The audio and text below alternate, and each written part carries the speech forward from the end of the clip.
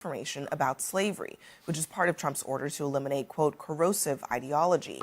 But this latest purge includes the removal of history at Harper's Ferry Park in West Virginia, where the abolitionist John Brown led a raid to attempt to arm slaves for a revolt.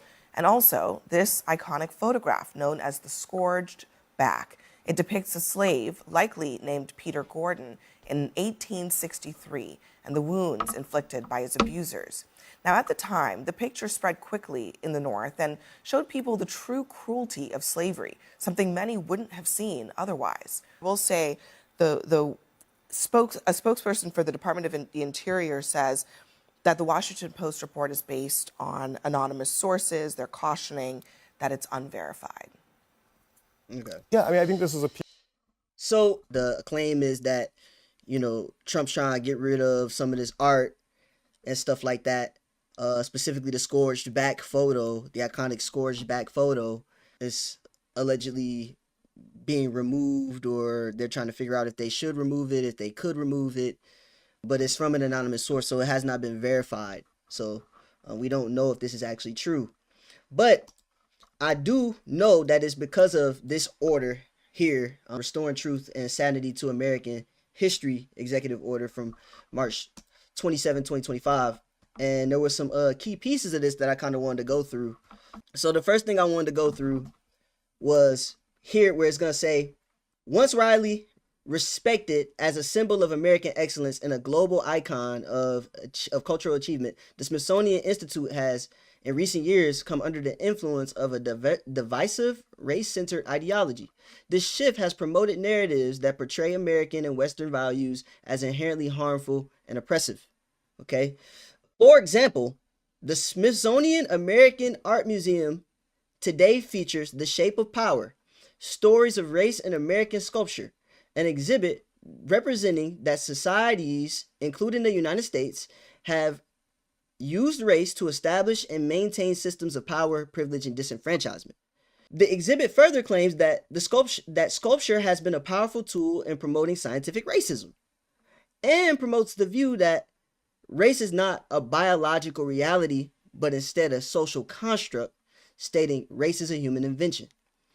Okay, so what actually is wrong with this? What actually is the problem with this? Isn't this just verifiably true?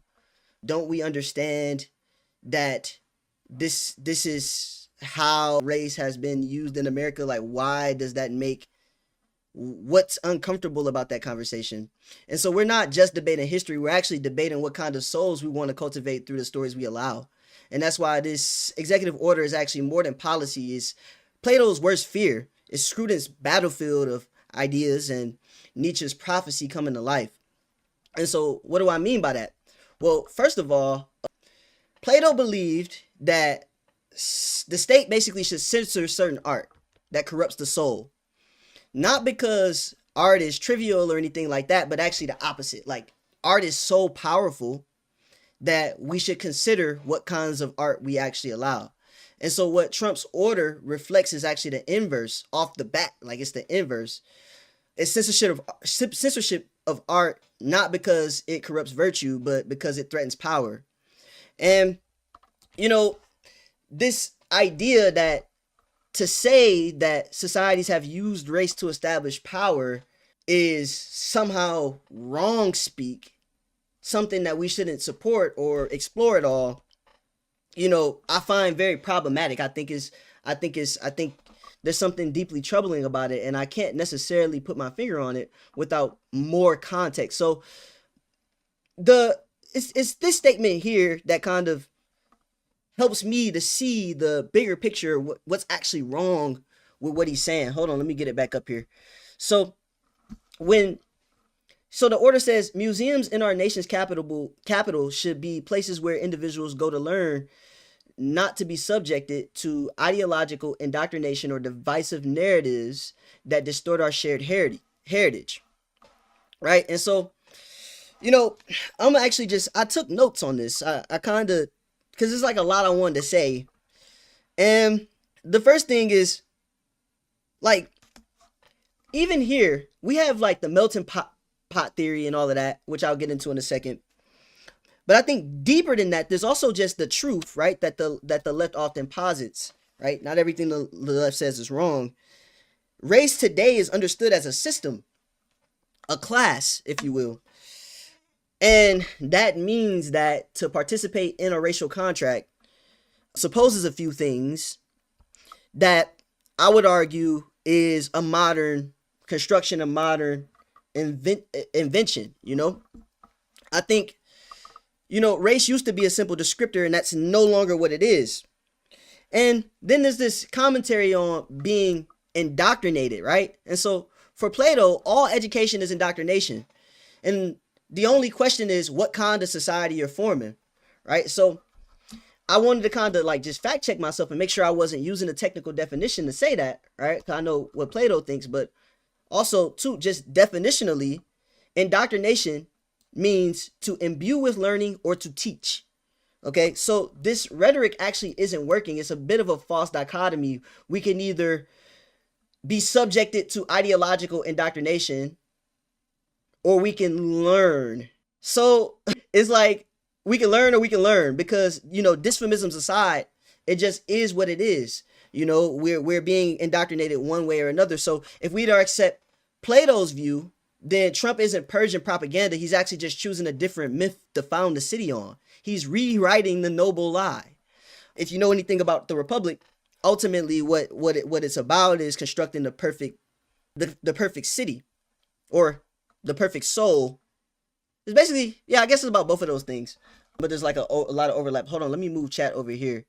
Yeah, and what happens when the narrative inherently divides? So this is actually what I wanted to get to too, because I think there's this sort of weird lie that we tell ourselves that like they're trying to divide us. No, we're trying to divide each other. And it's almost a necessity for the dialectic or dialogue to take shape the way that it does. I don't see how you could have freedom again without the tension of disagreement. So I don't know what people are expecting. I think the utopian visions on the left and the right just have to die out. I think that type of thinking has to die out. And so I also think there's some elements of genealogy of morals that come to mind in this dialogue as well, where I think Nietzsche would see this as an expression of resentment, the desire of the ruling class to erase any critique that wounds their self-image. And so the removal of race-based critique from art and history is not strength. It's actually just weakness disguised as virtue. And I'm going to talk about this more when we get to some of the other stuff I want to get into. But it's this thing with memory. Like when you start to erase things, our identity as a people changes too. For the better or for the worse is the question, right? And so I think that's what the chat question is actually getting at. And this obsession with sanity and truth is always a tell, because like who defines truth and what is sane history? So Nietzsche actually warned us that the man who fears history is the man who already senses his place in it is illegitimate, basically. And of course I got to talk about Roger Scruton, right? Like these are all the things that come to mind when I go through this type of stuff. Roger Scruton actually saw beauty and tradition as necessary to sustain meaning in a fragmented world. And he has abstract reasons for why he thinks that, but he warned us against ideological manipulation of art, where the state decides which forms of memory and beauty deserve funding, right? So I don't know. I just don't know. I'm kind of, I understand like it's your money. So, you don't have to pay for things you don't want to, but I think the principle here is a little strange. If beauty is only state approved, it ceases to become transcendent and instead becomes an ornament to power. And so Scruton actually valued reverence in the face of beauty. And this to me just isn't reverence. It's actually just sterilization, especially because some of the critiques of what the Smithsonian American Art Museum is actually featuring is rooted in some truth that we can all verify. We know that we know our history. We know who we are as a people. And so, race, like we have to reconcile the fact that race is no longer a simple descriptor. It's actually a class system now. It is in the West, it's always sort of functions sociologically like class. and that's historically verifiable. It's not ideological. So even when you want to talk about Israel, what is it? Israel Zangwill melting pot concept, you know, it never really included black folk. Like it never really included brown folk, etc., etc. Because, you know, it was this sort of people group that was created. Yeah, so it was basically people groups, you know, that were established, and, you know, racialized categories that were dichotomized. So you had everybody from Europe being classified as white and everybody from everywhere else being classified as colored. And that created a dominant white society. And, you know, we can argue about intentionality and all of that stuff, but I don't even think it's relevant. I just think that because that's how race sort of was shaped over time in this country and in the West in general, in the modern period, I think we have to be honest about that and recognize that it is a system. Race is a system to some degree, when it was just a simple descriptor, you know, what you look like. So it's a sort of evolution that people don't want to talk about. And, you know, this concept of restoring sanity, you know, this phrase is, to me, is deeply Nietzschean, because the desire to restore sanity is often the mask for suppression of some uncomfortable truth, right? And so Plato agrees that all education is formation. And so the question is not whether we are indoctrinated, but actually what are we indoctrinated into? And I think that that's the conversation that we really should have about this type of stuff. And so, yeah, man, I don't know. I think it's kind of strange. I think it's strange. I think, you know, censorship is a form of moral storytelling. Like, at the end of the day, that's just what it is. And the culture war is a war over which stories survive. And this memory point that I keep making, I'm gonna get back to, because I think is very important. But first, before I like dive into it, I wanted to talk about DeMar Travion Reed.